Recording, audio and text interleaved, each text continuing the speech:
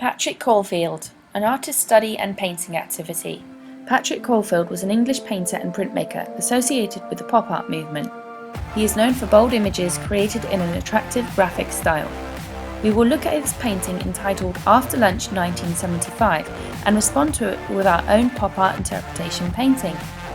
This painting shows a dull flat scene of a restaurant with bold thick black outlines, perhaps indicating a dullness to everyday life in contrast to the brightly coloured photorealistic landscape out of the window. Perhaps this shows the artist longing to be someplace other than where he is currently, perhaps in this restaurant. The expression on the waiter's face also appears to be one of slight despair and gloom, which adds to the mood in the restaurant. How do you think the colours add to the mood of this painting? In this activity, we will respond to Patrick Caulfield by creating a style similar to his. If you have a look at the window layer and the style of it is very similar to his style, with the use of big, thick, black, bold lines and then almost a photorealistic sky. For this activity, the materials you need is a combination between thick paints for the Patrick Caulfield window. If you've got acrylic or poster paint, that will be ideal. And then if you do have watercolours, that will be best for the background sky. However, if you only have acrylic or one type of paint at home, you can get away with it.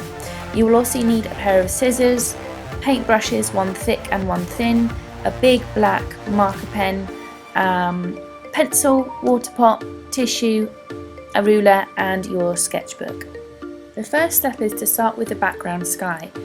We're going to start with horizontal brushstrokes using watercolour paint, very thin layers of paint, lots of water, and going from right to left and fully cover the top to the bottom until it covers with a light sky blue colour. Next, take a tissue and dab away some of the blue background to make some cloud. Keep in mind this effect will only happen if the background is still wet, so make sure it is wet when you're absorbing that paint. If you have white acrylic paint or poster paint at home, use a touch of that on the end of your tissue and dab away at the clouds to make them appear more fluffy. Now let your sky set and dry while we work on the window.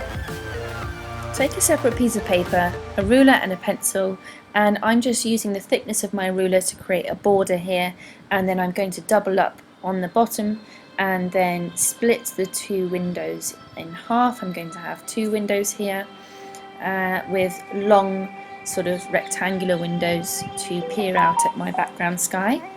And then I'm going to do these diagonal little bits here, go across to show that it is a 3D appearance, and pretty much there you have it. Oh, and also I will split that again in half just to show that the doors of the windows open out.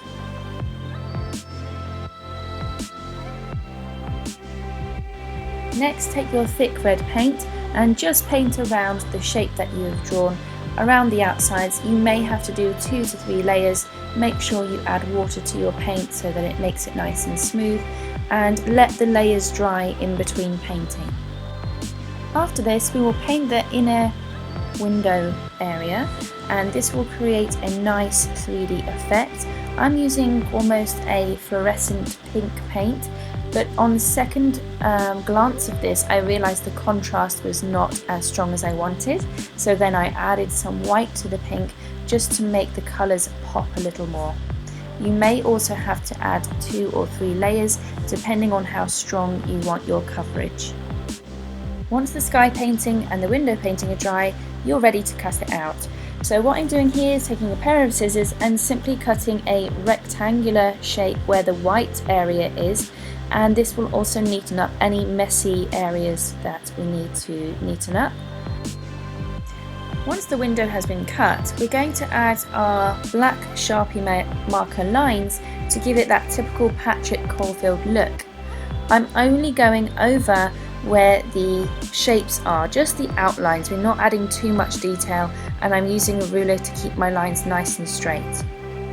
When you finish with your black outlines, then you can take a glue stick and stick your window to the background painting of your sky. In this frame, you will see I decided to add a couple of window handles to make it more realistic, and then I'm practicing the shape of these little birds here. As you can see, they almost look like little V shapes.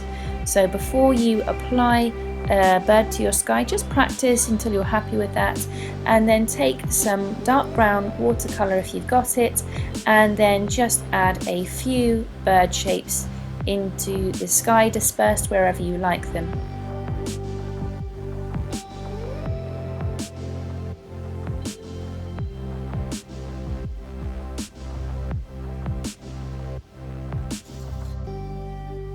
We're going to finish this activity taking our glue stick and sticking in the painting once it's fully dry into our sketchbook on the left hand side, and then on the right hand side sticking in the information about the artist, and then you've got that image reference directly supporting your response to his artwork.